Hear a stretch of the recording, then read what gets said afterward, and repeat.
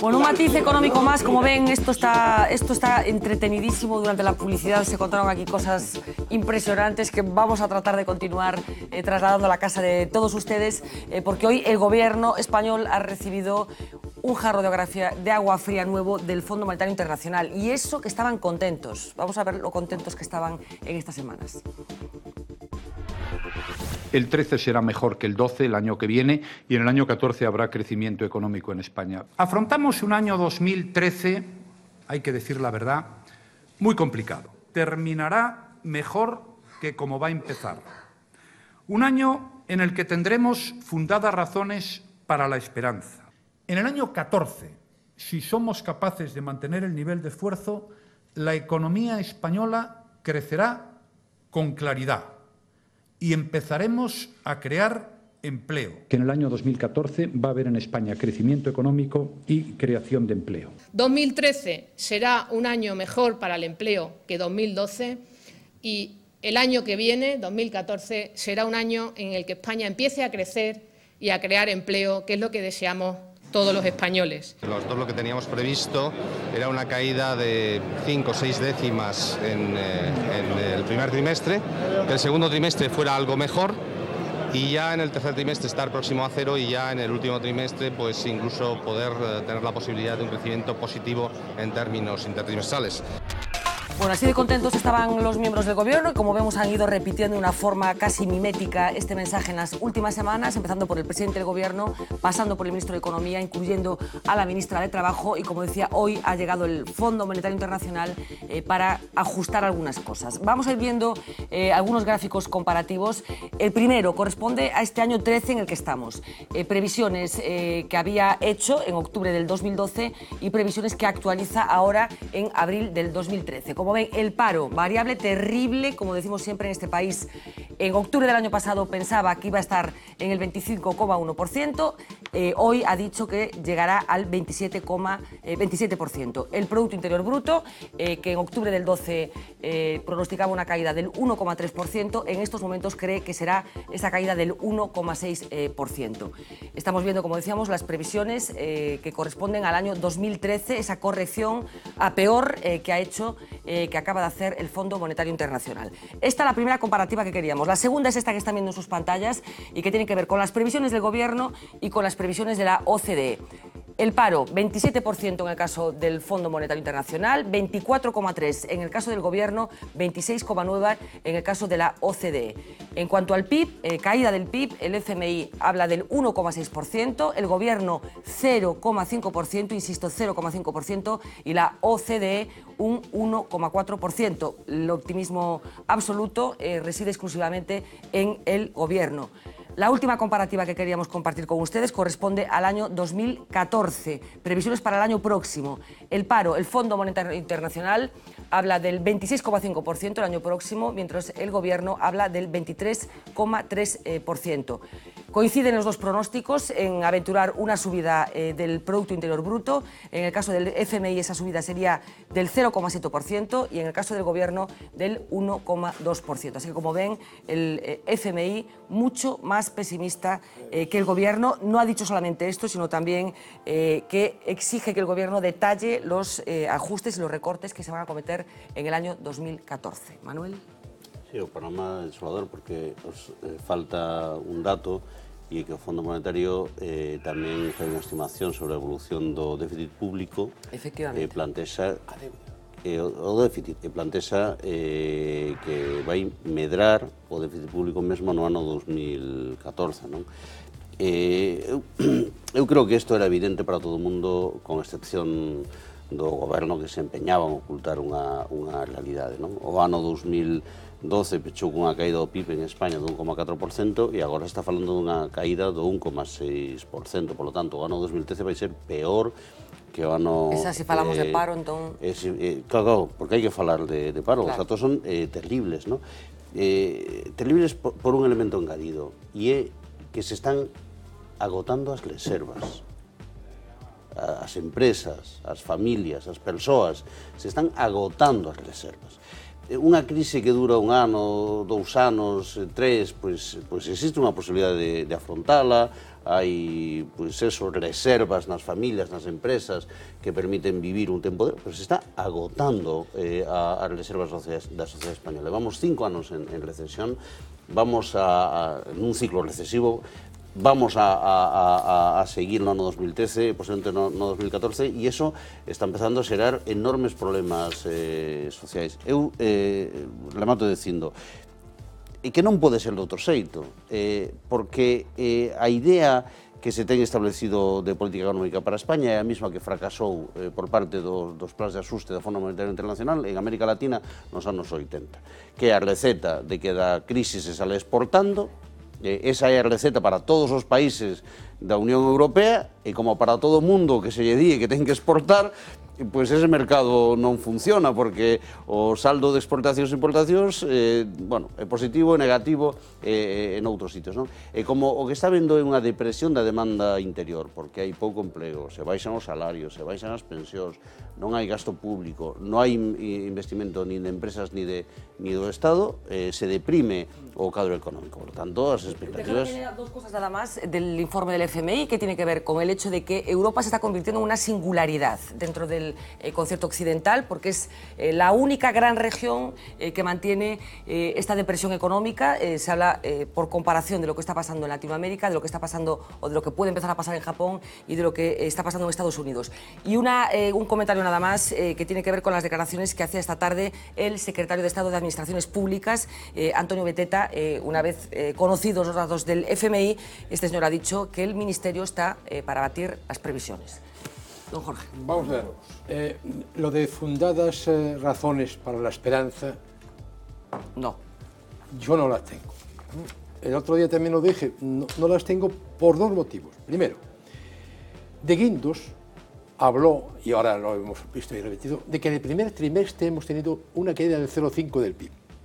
Habla luego de la evolución durante el año, pero vamos a ver, el 0,5 del PIB era lo previsto en los presupuestos generales del Estado para la totalidad del año 2013.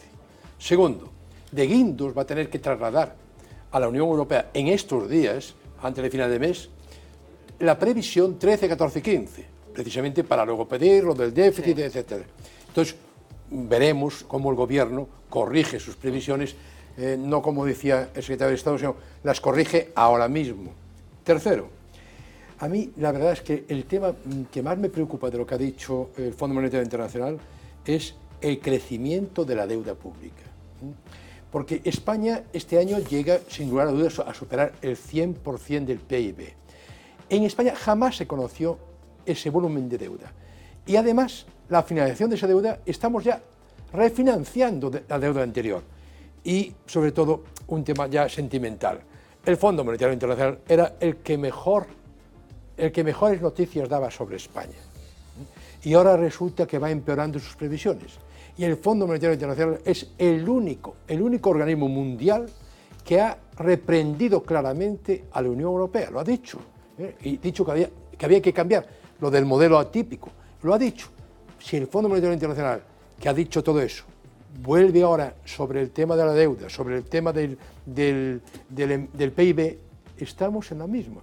Y una crisis que ya lleva 5 años es un tema que no hay ninguna razón para esperar. Frases concretas que han salido hoy de la boca del economista jefe del FMI, Olivier Blanchard, que fue el encargado de presentar el informe, dijo exactamente: para el año 2014, según nuestras perspectivas, no hay una reducción inherente del déficit en los planes del Gobierno, así que para el 2014 tendrá que haber nuevas medidas para continuar con el ajuste fiscal. Julio. Bueno, ¿qué pasa? El informe está publicado en la red, además está en castellano, está invitando a los espectadores a que se papen el informe, ¿no? Del FMI. Sí, que se lo bajen, sí. Porque... ¿Pero qué tenemos que hacernos el harakiri ya definitivamente? Mira, a mí lo que me preocupa es lo siguiente, que ya salió aquí en la mesa. Las previsiones de déficit para este año son del 6,6, 6,7 y estaríamos entre el 6,5 y el 7 prácticamente los 2 o 3 años siguientes. Hoy mismo el señor Mario Draghi dijo que había que ser muchísimo más estricto, que había que estar hipervigilante con la reducción de los déficits de los sectores públicos en los distintos países europeos. ¿Qué significa esto? Significa que muy probablemente España va a tener que tomar medidas adicionales, pero urgentemente. ¿Con las pensiones, por ejemplo? Con las pensiones. Es decir, eso sería, digamos... bueno, este pronóstico tú llevas haciéndolo desde hace tiempo. Sí, es decir, aparte de que me encantaría estar equivocado, ojalá estuviera equivocado, pero me temo que no. Es decir, o sea, que se van a bajar las pensiones. O sea, que de una crisis tan salvaje como la que nosotros estamos, no vamos a poder salir sin tocar las pensiones. A ver, que quiere decir algo adicional. Es decir, lo que también plantea el informe del banco, del FMI, es un tema que ya salió en la mesa aquí también. Es decir, que es el nudo gordiano de todo esto está en el sector financiero. Y todo, o sea, todo el trasvase del Banco Central Europeo hacia la banca española tuvo fundamentalmente dos destinos. Uno que es refinanciar la deuda, es decir, parte del endeudamiento que estaba frente a la banca privada europea, se pagó eso con créditos que se obtuvieron en el Banco Central, y el resto fundamentalmente la deuda pública. Es decir, aquí hay un tema... El FMI sigue diciendo que hay incertidumbre en la banca española. Sigue diciendo que no está resuelto el problema de la banca. Por supuesto que no. Todavía hay incertidumbre sobre la verdadera situación de los bancos españoles. Se dijo también por parte del FMI que se consideró esencial que se concrete la vigilancia por parte de un supervisor único europeo. Mira, aquí lo que es el juego, o sea, aquí lo fundamental... o sea, no salimos de la crisis si no se recupera el crédito, y no se puede recuperar el crédito si no saneamos previamente la banca. Pero aquí sostiene que ya está saneada la banca. No, bajo ningún concepto. Es más, la única, digamos, ventaja que tenemos es que de los hasta 100.000 millones nos quedan 60 todavía sin tocar. A ver, para ir y hay que reducir el déficit. Miguel, que quería dar un poquito de gusto. Porque as previsións, vamos a ver, as previsións dependen do que fagamos nós. O sea, as previsións non están fechadas. Están fechadas si seguimos facendo o que estamos facendo agora. Esta suposta austeridade que hai... Bueno, entonces, ¿qué hay que hacer para que estas previsiones, como dice Lester Balcerovic, acuñou un novo concepto que son os BEL. Son Bulgaria, Estonia, Letonia e Lituania. E non me canso de decirlo. Son países que pasaron por a mesma crisis e ano pasado medraron o 7,5% e este ano van a medrar o 4%. Bueno, pues non queremos velos. En toda Europa non están nese modelo. Solo que ali colleron a crisis de frente, baixaron os salarios públicos un 25%, nada máis chegar, saliron da crisis basicamente con 2/3 de baixada de gasto público e solo 1/3 de subida de impostos, ao revés do que estamos facendo nós, que é 1/3 de baixada de gasto e 2/3 de subida de impostos. Pasaron a purga, efectivamente, dunha forma breve, brutal, pero breve, de tal forma que a xente pasou no mal uns meses, pero non se deu tempo a crear esta cultura da pobreza que temos aquí de anos, porque estamos creando unha cousa que son millóns de persoas que levan anos sin traballar, que están apartados xa do mundo laboral, estamos creando unha cultura da pobreza, que esos países pasaron unha cousa brutal, pero non lles deu tempo a salir dali. E aquí é que estamos dilatando o proceso. Déxame facer unha pregunta. Ti como crees que contribuye o crecimiento de Lituania que se lle baixe o salario a xente? Baixar o salario, pues, volver a facer a competitiva. Pero ti sabes cal é o saldo, perdona, ti sabes cal é o saldo exportador de Lituania e cal é o país que o inversor fundamental e con que Lituania é o seu principal socio comercial? Bueno, partes da Unión Europea, supoño que venderá Estonia vende madeira, pues venderá aos mercados por aquí. A la Unión Soviética, perdón, a quen lle venda, a quen lle compre. A Rusia, quero decir... Pero un país en crisis, e nós tamén vendemos outros países. Quero decir que non se pode entender o proceso de Lituania se non pos a Rusia... Non é Lituania solo, son todos. Non podes entender o que pasou nos países bálticos se non se introduce Rusia polo medio. Porque non é certo que reducir os salarios das persoas... Sale como exportacións, ao contrario que dicías ti. Pero digamos que un modelo de relación entre esos tres países bálticos e a súa antigua potencia imperial... Pero eso non opta que non tomaran esas medidas que estou dicindo. Sí, pero que esas medidas... Eu che facía esa pregunta. E aquí non estamos tomando. Pero basta, eu che facía esa pregunta concreta. Como pensas ti que baixarlle as pensións aos pensionistas españois sirve para que en 6 meses seramos máis competitivos. Pois doulle a volta ao revés, subámonos entón a ver se somos máis competitivos así. E subamos Pero vamos a ver, vamos a ver. Fundamentalmente No está se puede. en los intereses de la deuda pública. Es decir, ahí está la cuestión. Es decir, tú cuando un banco, digamos, recibe financiación del Banco Central Europeo al 0,75, una de las salidas que tiene, muy probablemente la más inteligente bajo el punto de vista del banco, es comprar deuda pública al 5.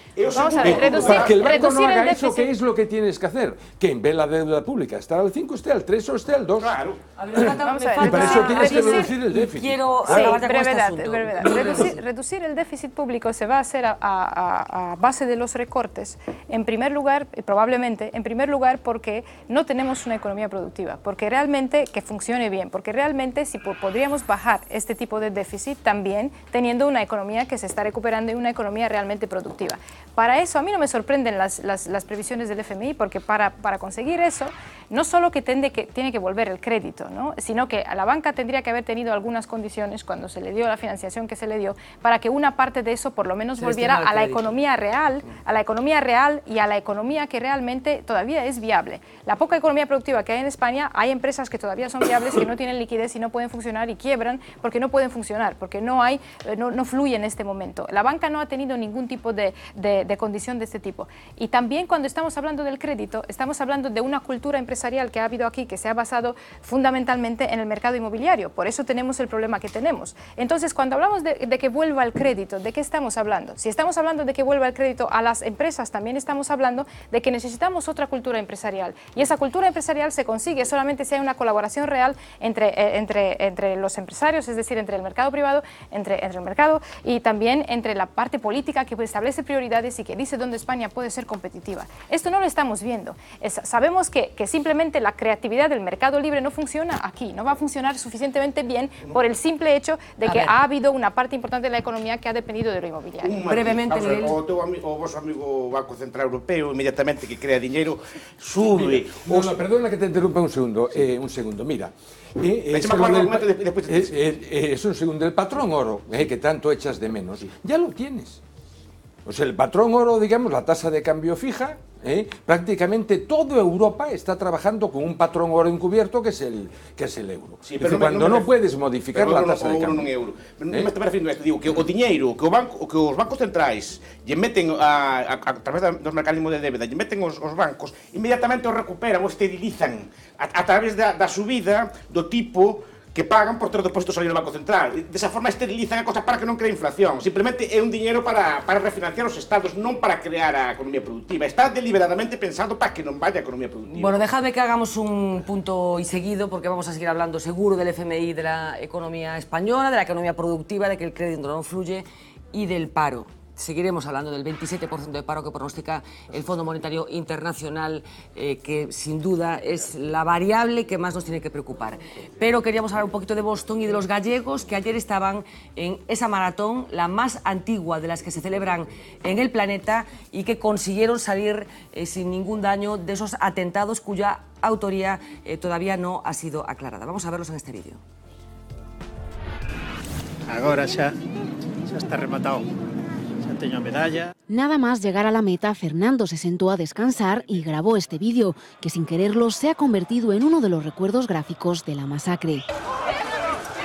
Lo que se escuchan de fondo son una y dos, las bombas que sembraron el pánico. Estaba relatando no vídeo pois as miñas sensacións de carreira, e sonan os dous estouridos e eu sigo con a aparente tranquilidade. Aquí, en el medio del caos, se encontraba también otro gallego, Pedro Estévez. Imposible no recordar con el miedo todavía en el cuerpo un ataque del que se libró por los pelos. Eu por 10 minutos me houver pillado a min.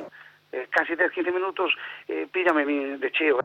Apenas 400 metros los separaron de las detonaciones. Un caos porque non te deixan salir, aquilo foi un inferno, estaba cheo de bomberos, de policía, de todas partes, acordonando a zona, xente que a onda expansiva caiu ao suelo. A él y a su mujer, que si vio como otros familiares no corrieron la misma suerte. Eu porque tiña ao meu marido ao meu lado cando oín a bomba, pero non me imagino, é que non me quero nin imaginar que sería oír a bomba ainda non habernos encontrado. El maratón de Boston es uno de los más prestigiosos del mundo, de ahí la presencia de atletas de todos los rincones. Hai máis de 180 países participando ya na maratón de Boston.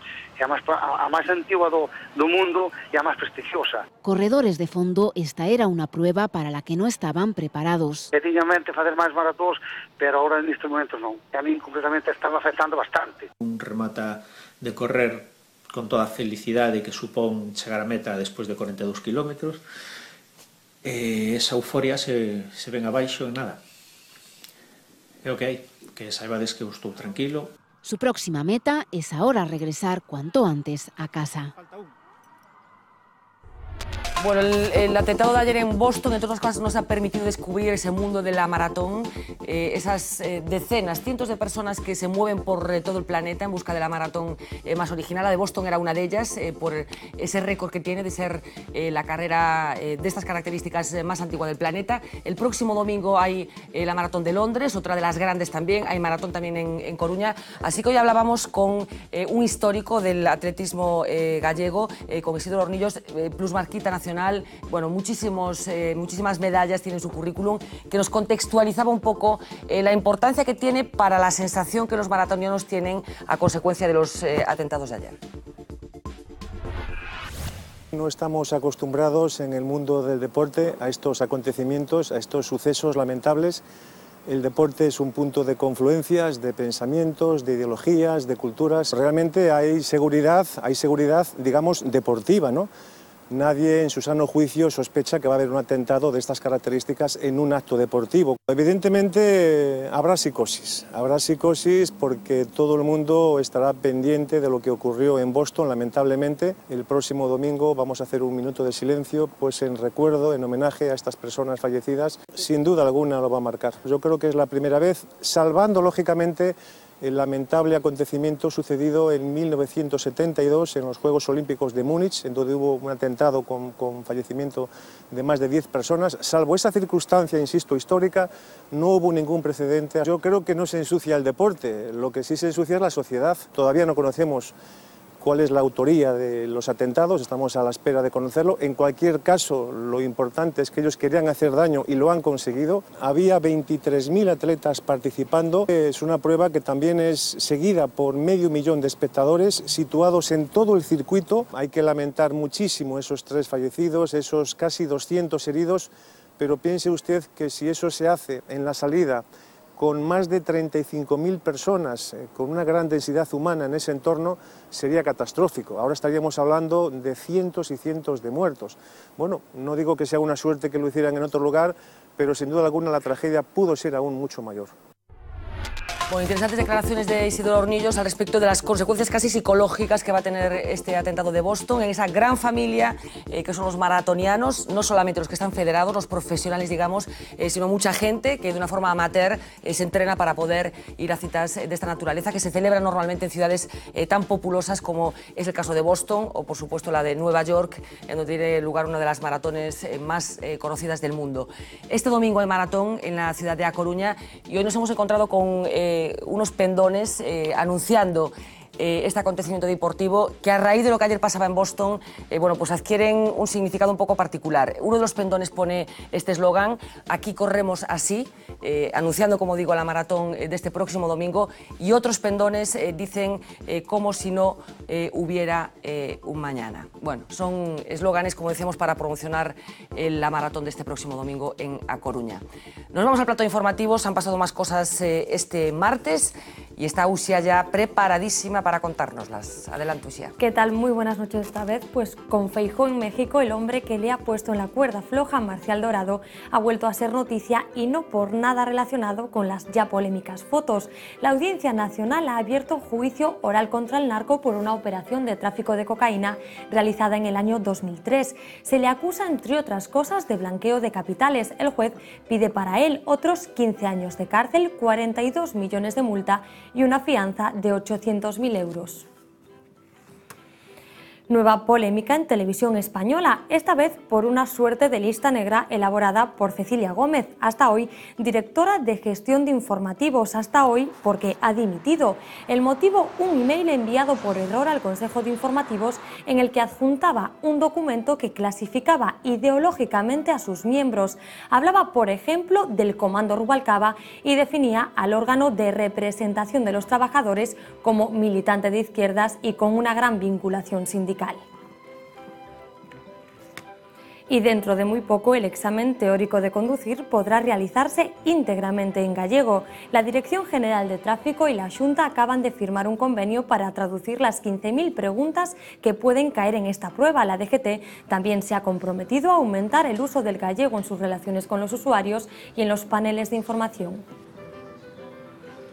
Y otra vez las goteras llevarán a Santiago Calatrava a los juzgados. Domecq ha demandado al arquitecto por las humedades que sufre este espectacular edificio situado en La Guardia, en Álava. La cubierta metálica, que se ha convertido en todo un referente, no para de dar problemas. Por eso la bodega pide 2 millones de euros para reparar el tejado. Eso sí, no quiere que Calatrava sea el autor del arreglo. Y suponemos que donde no habrá goteras es en el nuevo chalet al que se ha mudado José Luis Rodríguez Zapatero junto a su familia. El expresidente del gobierno se ha mudado a una urbanización de lujo próxima a la Zarzuela. Por ahora está de alquiler, paga 3.000 euros al mes, aunque ya está negociando la compra de la casa valorada en 800.000 euros. Mientras tanto, ha puesto a la venta su domicilio de León, pero por ahora nadie ha desembolsado los 670.000 euros que Zapatero pide por él. Mucha arquitectura para terminar el programa, Fernanda. Mucha arquitectura, y cuántos disgustos nos ha dado alguna arquitectura. Lo de Calatrava, en fin, es uno de nuestros preferidos, Santiago Calatrava. Gracias, Uxía. Nos vamos a ir con el Off the Record. Hoy saben que hay un pequeño problemilla diplomático entre España y Venezuela como consecuencia de unas declaraciones que ha hecho el ministro de Asuntos Exteriores, que han sido contestadas por Nicolás Maduro, elegido mayoritariamente por los venezolanos en las elecciones últimas. A raíz de ese desencuentro, de ese encontronazo diplomático, Lois Balado nos propone este Off the Record.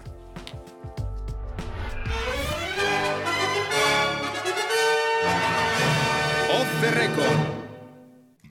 Alguien ha amenazado a España. ¿Pero quién esta vez? ¿Europa? ¡Cuidado! ¡El gobierno de España! ¿Una nueva célula terrorista?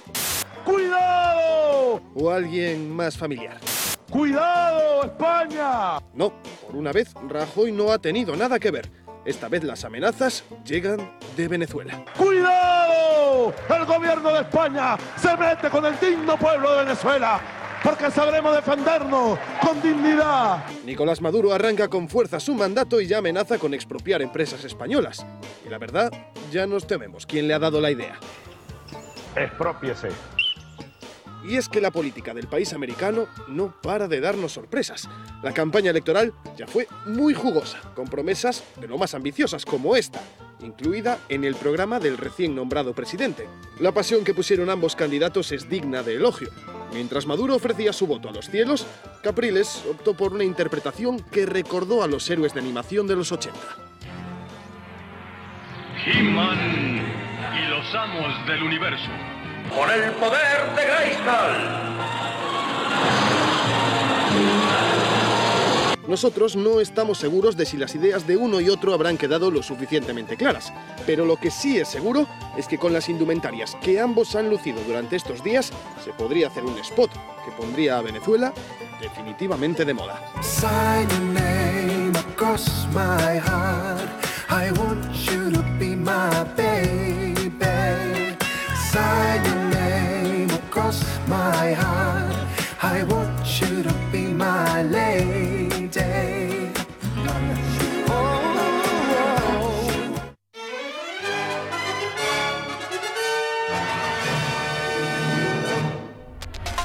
Bueno, Bueno, seguro que nuestros amigos venezolanos sabrán comprender la ironía que siempre guía el trabajo de Lois Varados y sus estupendos off the record. Nos vamos a la primera del periódico de mañana, titular de apertura: la CNMV no da por válida la información de Pescanova y apunta a posibles sanciones. El presidente prestó a la compañía 9 de los 31 millones de la venta de acciones. Otro titular: el PSOE reclamará la denuncia de los acuerdos con la Santa Sede si se reforma la ley del aborto. Otro de los grandes asuntos de este día que no nos ha dado tiempo de abordar por razones de tiempo. Destacar también que el Banco Sabadell es el candidato mejor posicionado para hacerse hoy con el Banco Gallego. Y otra mala noticia para Galicia, y que tiene que ver también con la marca Galicia. El mejillón con toxinas salió de Galicia en el puente de Semana Santa, en el que no se hicieron análisis. Como saben, hay un problema con una partida de mejillones que habría llegado a Francia y que las autoridades francesas relacionan con varios casos de intoxicación alimentaria. La noticia de hoy, de mañana, del periódico de mañana, es esta, que durante Semana Santa nos hicieron análisis. Porque estaban de vacaciones, porque estábamos en crisis, pero de vacaciones, no sé qué os parece. Ya. No, a mí me parece,